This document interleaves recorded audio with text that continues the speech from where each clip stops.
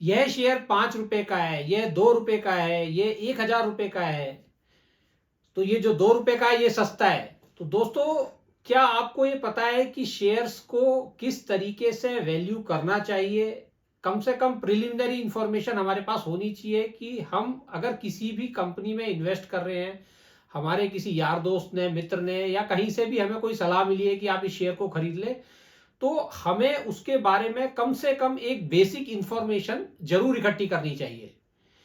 तो अगर हम आज देखें कि हम कोई भी चीज बाजार में खरीदने जाते हैं, चाहे आप एक ब्रेड भी खरीदने जाएंगे या आप शर्ट खरीदेंगे, तो आप उसको एक फेयर वैल्यू जज करने की कोशिश करते हैं कि ये, अगर मैं ब्रेड खरीद रहा हूं तो ये 40 रुपए की ही है या ये मुझे 140 की दे रहा है। तो आपको ये एक आइडिया होता है कि क्या ये चीज महंगी तो नहीं है। तो कहीं ये शेयर्स के लिए भी हमें, जहां हम एक अपना सेविंग्स को इन्वेस्ट कर रहे हैं और वहां हम एक रिटर्न कमाना चाह रहे हैं, तो हमें इस बात को समझना बहुत जरूरी है कि हमें कम से कम किसी भी कंपनी के बेसिक्स को इन्वेस्ट करते वक्त एनालाइज करना आना चाहिए। आज काफी वेबसाइट्स ऐसी हैं जहां पे हर कंपनी के बारे में एक कंसोलिडेटेड इंफॉर्मेशन अवेलेबल है। जैसा कि एनएसई और बीएसई ने मैंडेटरी किया हुआ है, एवरी क्वार्टर हर कंपनी को अपने फाइनेंशियल परफॉर्मेंस रिजल्ट्स को रिलीज करना होता है। और काफी कंपनियां, जो बड़ी कंपनियां हैं, वो ऐसी हैं जो अपने कॉन कॉल्स भी ऑर्गेनाइज करती हैं जहां पे इन्वेस्टर्स पार्टिसिपेट कर सकते हैं और कंपनीज के बारे में जान सकते हैं। और कंपनी की वेबसाइट पे जाके और कंपनी की एनुअल रिपोर्ट्स के थ्रू भी आप सारी इंफॉर्मेशन ले सकते हैं। लेकिन कभी कभी ऐसा होता है कि हमें इन सारी इंफॉर्मेशन की बहुत डिटेल जानकारी नहीं होती है, लेकिन हम लोग एक फर्स्ट हैंड इंफॉर्मेशन किसी भी स्टॉक को एनालाइज करने के लिए कि क्या ये कंपनी प्रॉफिट में है, लॉस में है, क्या ये प्राइस एक फेयर प्राइस लग रहा है या नहीं लग रहा, हमें इस बात का आकलन करना जरूर आना चाहिए। तो इसके लिए आज काफी वेबसाइट्स हैं, जैसे screener.in है, ट्रेंड्सलाइन है, तिजोरीफाइनेंस.com है, और भी काफी वेबसाइट्स हैं इस तरीके की जहां पर एक कंसोलिडेटेड रूप में डेटा अवेलेबल है, जहां हम जाकर जो है किसी भी कंपनी के बेसिक फाइनेंशियल्स के बारे में एक बेसिक जानकारी ले सकते हैं, जो कि अगर हम शेयर मार्केट में एक एक्टिव इन्वेस्टर हैं तो हमारे पास वो डेटा होना चाहिए। और हमें कहीं भी इन्वेस्ट करते वक्त अपनी कम से कम बेसिक इंफॉर्मेशन जरूर चेक कर लेनी चाहिए। जैसे कि आज पेटीएम के केस में आपने देखा कि जहां कंपनी को 2,150 रुपए के प्राइस पे लिस्ट करा गया था और कंपनी का मार्केट कैपिटलाइजेशन, यानी कि बाजार की जो पूरी पूंजी थी, वो 1.5 लाख करोड़ से भी ऊपर थी, और आज कंपनी जो है मात्र 20,000 करोड़ रुपए पे आ गई है। शेयर प्राइस लगातार डेली घट रहा है, लेकिन आम इन्वेस्टर ये जज नहीं कर पाया।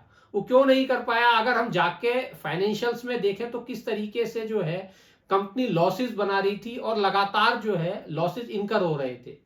तो ऐसे कौन से शेयर हैं जिन्होंने पिछले सालों में किस तरीके का परफॉर्मेंस दिया है, तो हम एक बेसिक चीज जाके जो है नेट पे देख सकते हैं कि किस तरीके से हमें कंपनी ने पिछले 10 वर्षों में, पिछले 15 वर्षों में परफॉर्मेंस किया है। चाहे अगर हम देखें कि एचडीएफसी बैंक ने पिछले 20 साल में बहुत अच्छा पैसे कमा के दिए हैं अपने इन्वेस्टर्स को, रिलायंस इंडस्ट्रीज ने बहुत अच्छे पैसे कमा के दिए हैं, तो जरूर कुछ ना कुछ ऐसा होगा इनके फाइनेंशियल्स में जो एक विजिबल होगा, जहां पे इनकी अर्निंग्स बढ़ रही होगी।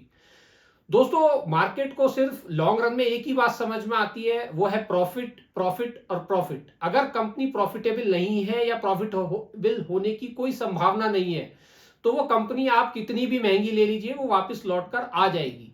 तो इसीलिए आपको बेसिक्स जो है कंपनी के देखना जरूर आना चाहिए।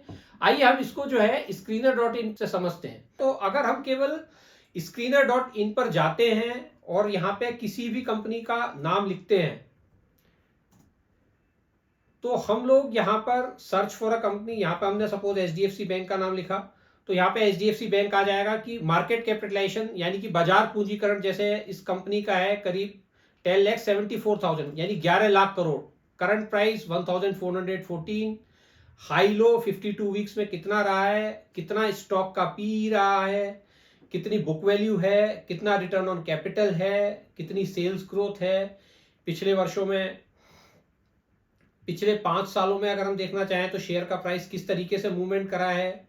और यहाँ पे हम एक बेसिक आइडिया भी ले सकते हैं कि कंपनी ने जो है क्या पॉजिटिव है और क्या नेगेटिव है। जैसे पॉजिटिव अगर हम देखें तो company is expected to give a good quarter, company has delivered a good profit growth of 19.9 CAGR over last 5 years, company has been maintaining a healthy dividend pay out of 19%। तो यहाँ पर हमें काफी सारी चीजें जो है देखने के लिए मिलती हैं जहां हम कंपनी के बारे में एक बेसिक आइडिया ले सकते हैं। इसी तरीके से हम प्रॉफिट एंड लॉस देख सकते हैं कि मार्च 2012 से और आज मार्च 2023 और ट्रेलिंग 12 मंथ्स में कितना प्रॉफिट है। तो जहां मार्च 2012 में केवल 5,277 करोड़ का प्रॉफिट था, वो आज ट्रेलिंग 12 मंथ्स में 60,000 करोड़ हो गया है बढ़। तो अगर हम देखें कि पिछले 10-12 सालों में HDFC बैंक में यहां से पता चलता है कि काफी अच्छा जो है अर्निंग्स में ग्रोथ आई है, तो वहीं कहीं ना कहीं यही शेयर प्राइस में रिफ्लेक्ट होती है। ऐसी अगर हम देखें यहाँ पे पेटीएम के शेयर्स जो 197 कम्युनिकेशंस के नाम से लिस्टेड हैं, तो यहाँ पे देखें कि मार्केट कैपिटलाइजेशन आज कंपनी का 20,600 करोड़ है केवल, और कंपनी का हाई लो देखें 52 वीक का 325.9 और हाई जो है 998। और प्रॉफिट और लॉस देखें तो दोस्तों यहाँ पता चलता है कि मार्च 2016 में जो है कंपनी 1510 करोड़ रुपए का लॉस बना रही थी, और आज भी जो है मार्च 2023 में 1856 करोड़ का लॉस है। तो कंपनी लगातार जो है लॉसेस बना रही थी, इसीलिए मार्केट में इस तरीके से करेक्शन हुआ। तो यहाँ पे हमें बेसिक इंफॉर्मेशन जो है किसी भी कंपनी के बारे में हम लोग एक गैदर कर सकते हैं। अब जैसे हम वोडाफोन आइडिया को देखते हैं कि हमें लगता है कि ये 16 रुपए का स्टॉक जो है तो ये बहुत चीप है, लेकिन यहाँ पे अगर हम देखें तो मार्केट कैपिटलाइजेशन कंपनी का 77,644 करोड़ है। तो इसका ये मतलब नहीं है, अगर ये 16 रुपए का भी प्राइस है तो number of equity is more, number of shares जो है कंपनी के काफी ज्यादा हैं, इसी वजह से वोडा आइडिया जो है 16 रुपीज है। अगर हम इसी तरीके से देखें येस बैंक को, कि सबको लगता है कि येस बैंक जो है पहले जो है मल्टी हंड्रेड्स में ट्रेड कर रहा था और अब जो है ये काफी नीचे आ गया है, लेकिन अगर हम यहाँ देखें तो आज 29 रुपए के प्राइस पे भी जो है मार्केट कैपिटलाइजेशन 83,000 करोड़ है। तो ये 29 रुपए का शेयर है, इसका मतलब ये नहीं है सस्ता है या HDFC बैंक महंगा है। तो हमें ये देखने की जरूरत है कि कंपनी क्या प्रॉफिट एंड लॉस बना रही है।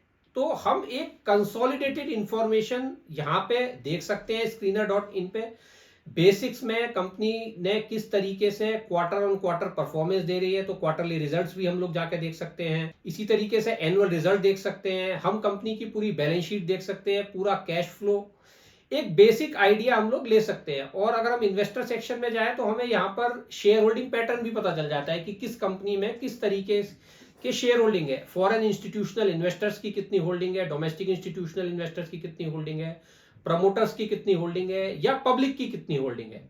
इसी तरीके से अगर आप देखें तो यहाँ पर एनुअल रिपोर्ट्स का भी लिंक्स दिए हुए हैं कि फाइनेंशियल ईयर 2023 की 22, 21, इसी तरीके से जो भी कंपनी कॉन कॉल्स ऑर्गेनाइज करती हैं उसके भी यहाँ पर लिंक्स हैं। तो screener.in पर जाकर आप एक बेसिक इंफॉर्मेशन किसी भी कंपनी की एक्सेस कर सकते हैं, जहां पे आपको एक ये आइडिया हो जाता है कि कंपनी आज जो है किस तरीके का परफॉर्मेंस दे रही है। तो फ्रेंड्स, आशा करता हूं आपको जो है ये समझ में आया होगा कि screener.in पे हम लोग जो है किसी भी कंपनी के बारे में जाकर एक बेसिक इंफॉर्मेशन ले सकती है।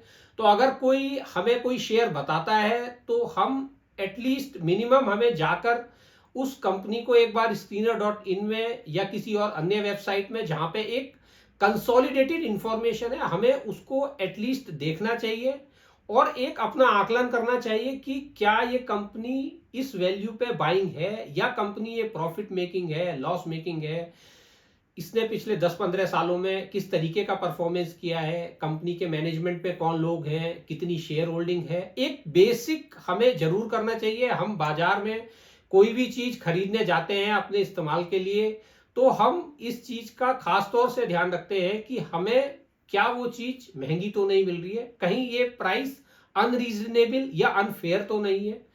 तो हमें इस बात का प्राइमरी आकलन करना जरूर आना चाहिए। तो आगे से कभी भी कोई आपको कोई शेयर बताए तो कम से कम आप एक प्रिलिमिनरी इंफॉर्मेशन उसके बारे में जरूर गैदर करें कि वो कंपनी में इन्वेस्ट करने का पोटेंशियल है या नहीं। तभी समय के साथ धीरे धीरे आपको फाइनेंशियल टर्म्स भी समझ में आएंगे।